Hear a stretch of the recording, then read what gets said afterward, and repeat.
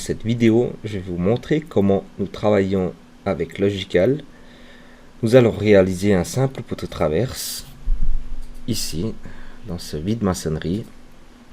Bien sûr, je vais accélérer la vidéo quelquefois. Pour commencer, nous allons faire une esquisse qui se situe tout près d'ici.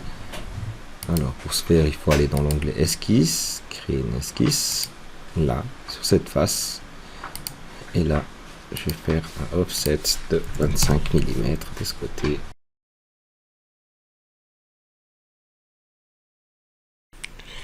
Une fois que l'esquisse est faite, nous allons dans l'onglet enveloppe de bâtiment et ici on peut utiliser l'esquisse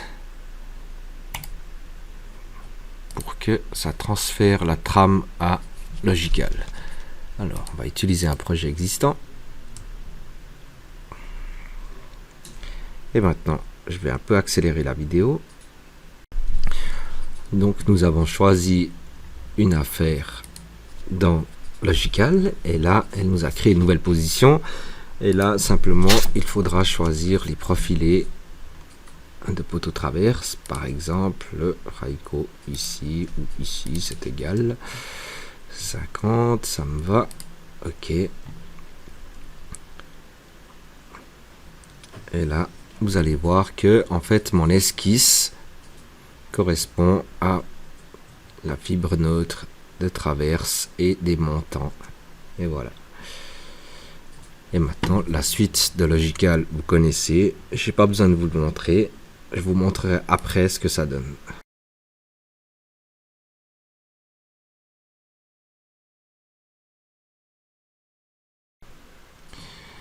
Voici ce que ça donne maintenant.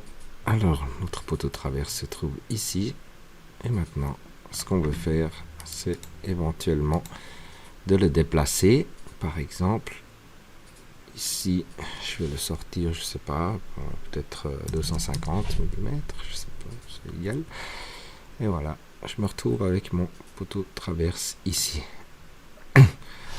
L'avantage de faire ça, c'est que maintenant, par exemple, ce que je peux faire, c'est de faire une coupe, éventuellement ici, une coupe verticale, par exemple. Et là, je crée la coupe de ce côté.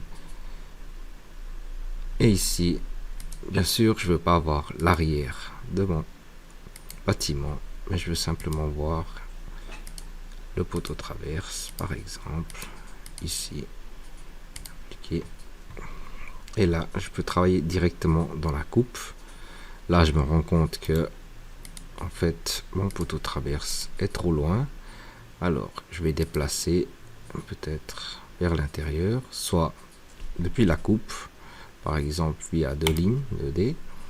Et là, je peux peut-être afficher comme ça. Et là, je dis bien de ici à ici, mais laisse-moi un jeu de, je sais pas, 20 mm. Ok. Là, il y a une croix dans cette vue parce que la vue n'est pas actualisée. Donc, je fais comme ça. Et maintenant, ce que je peux simplement faire, c'est une esquisse, par exemple, ici, pour créer un exemple, ma tôle de fermeture, ici, à l'arrière. C'est un exemple, hein. Donc, ici, je corrige la valeur. Nouvelle longueur, par exemple, c'est un retour de 30 mm. Donc, comme ça et comme ça. Ok. Et là, je peux simplement faire un clic droite sur ma tôle et faire une tôle le long de l'esquisse. Comme ceci. Et là, il faut qu'elle vienne dans ma direction. C'est une tôle aluminium de peut-être 3 mm en 60-60, ça me va. Et là, la longueur de la tôle, on va peut-être faire à 250, on va dire. Et je la prolongerai par la suite. Et on voit que la tôle, elle est là. Et dans la vue 3D, elle se trouve ici. Ce que je vais simplement faire, c'est de dire, voilà, j'aimerais prolonger, tac, jusqu'ici. Voilà, et là il y a un jeu, et en fait je vais affleurer, appliquer, ok, et maintenant je peux simplement ici faire un pli. Par exemple, je vais afficher en transparence et puis je fais un pli ici de 30 mm. Appliquer. Et de l'autre côté, la même chose. J'attrape la tôle et je lui fais un pli de 30 mm. Ok.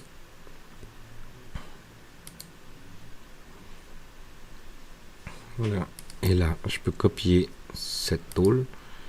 Peut-être, je sais pas combien de fois, déjà 5, on va dire. Je la prends de ici. Je la copie jusqu'ici. Oh, il y a une tôle de trop. On va la supprimer. Voilà.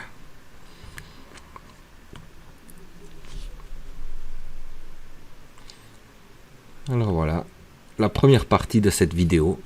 Si vous avez des questions ou des remarques, ou bien vous voulez voir quelque chose d'autre dans la prochaine vidéo, une particularité ou quelque chose, n'hésitez pas à mettre en commentaire. Sur ce, je vous souhaite un bon week-end.